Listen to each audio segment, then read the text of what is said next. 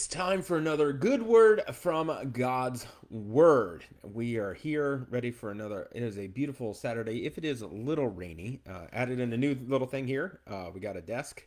I got that for my son here, so that's new to the background.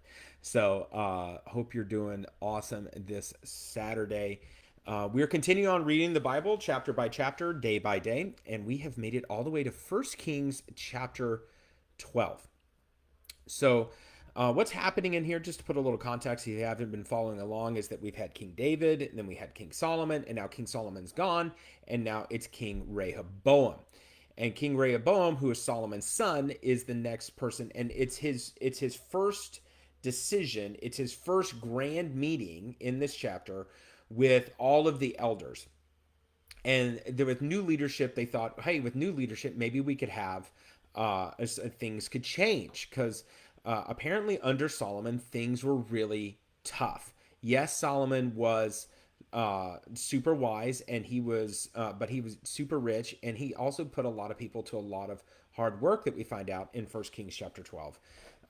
And everything wasn't all great. And so now they got a new king in there, and we're like, hey, now that we have a new person, this is an opportunity for change. And so these elders come to Rehoboam asking him to change things. So if you're looking in First Kings chapter 12, you go you go to verse you go to verse just verse 1. Rehoboam went to Shechem, for all Israel had gone there to make him king. And when Jeroboam's son Nebat heard this was, because he was still in Egypt, he had fled from the king Solomon, he returned to Egypt. So they sent for Jeroboam, and he and the whole assembly of Israel went to Rehoboam and said to him, this is the key. Your father put a heavy yoke on us. Yoke as in like oak of oxen, not an egg yolk. But now listen to harsh labor. But now lighten the harsh labor, and the heavy yoke he put on us, and we will serve you. So it's a very simple request. Don't work us so hard, and we will serve you. So Rehoboam responds in verse 5. He says, go away for 3 days and then come back to me. And so the people went away. Wise decision, Rehoboam. Don't make a decision super fast. Don't make it super rash. Go ahead and make a decision. So he goes, and Rehoboam asks two different groups of people for advice. What should we do? And so he asks the elders, the people who served under Solomon. Some of these people are the wisest people ever. Some of these people are the wisest people ever because they served under Solomon. So some of that wisdom has rubbed off on them. We got a couple of people watching. Hey, Nora. Hey, Ava. Thank you for joining us in here. And so so these people were under there, and they gave the Rehoboam the advice of, you should listen to the people. You should give them the ability. You should give them what they're asking for. Let's make it lighter for them. You don't have to do it the whole time. You don't have to make it super light, but you can lighten the load for them. And they said they will serve you forever.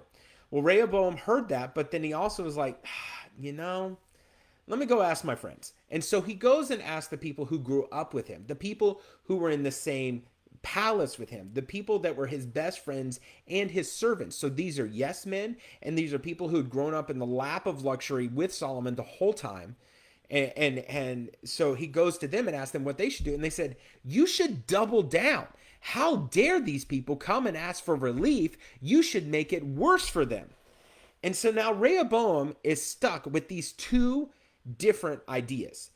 Should he do what his father's counselors and his elders and his wise men should do, of lighten the load so everyone could serve him, or should we do what all my friends are saying to do, and what these people that I kind of like with them more, because if they do more work, then I'm going to get more stuff and I'm going to have more power.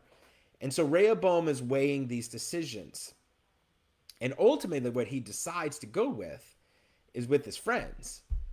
And the minute he chose to go with his friends, this is crazy phrasing what he says. He goes to them in verse 10. He says, the people have said to put your heavy yoke on them. I'm sorry. In verse 13, the king answered the people harshly, Rehoboam.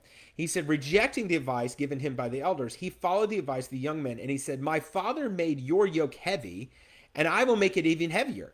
My father scourged you with whips, but I will scourge you with scorpions. So the king did not listen to the people, for this turn of events was from the Lord. And if you've been following along, this is a promise that from Nathan gave to David after the whole Bathsheba scandal. So he did not to fulfill the word of the Lord spoken to Jeroboam, son of Nebat. And this is also Jeroboam came up underneath Solomon. So this is still all just kind of flowing into there. So at this point, Jeroboam and all the other leaders, they take their ball and go home. They said, we're leaving the country. We're done being with you. And so they all follow underneath Jeroboam. And then Jeroboam leads Israel down a very dark path. And they begin to worship two golden calves, which is similar to what the Israelites were worshiping when they got out of Egypt, that Moses had them melt all down. And they were severely punished for worshiping them. But Jeroboam leads them right back to the same place, which is tragic. And really, the rest of First and Second Kings and First and Second Chronicles tells the results of these decisions. The results that this one decision that Rehoboam made changed everything. Caleb's here. Go ahead. Go on out there. Dad and Mario Party were doing hard. Okay. So they go out. And so they have this hard decision of what are they going. He made this decision, and it ruined all of Israel. And so the question I have for you is, who are you listening to when you have a tough decision to make? Who are you going to listen to? Are you going to listen to the people who tell you what you want to hear, or are you going to listen to the people that are going to tell you what you need to hear, the people who are actually going to tell you the right thing? We all need to have people in our lives that can give us wise counsel. And there are people who are further down the road than you. There are people who have made the same decisions, who have been down the same path, and going to them and asking them for advice and then following that advice will make your life so much better. That totally would have been the case for Rehoboam. But there's so many times where we don't seek out the advice of others, or we seek out the advice of people who are just like us, or people who haven't been down the road, and it's bad advice. And it leads us down a wrong road, down a path that could have been easily avoided. And so I ask you the question, who are you listening to? Are you listening to the people that God put in your life to guide you along the wrong path? Or are you listening to somebody else that may lead you to destruction? I hope it's the first one. So that's today's good word from God's word. I hope you're doing great. Tomorrow, Pastor Scott is back finishing up the Chosen series, talking about you were chosen. And don't forget, Light the Night is at 6:00 tomorrow night. It's going to be a ton of fun. We got lots of trunks, lots of candy. We hope to see you there. Bye-bye.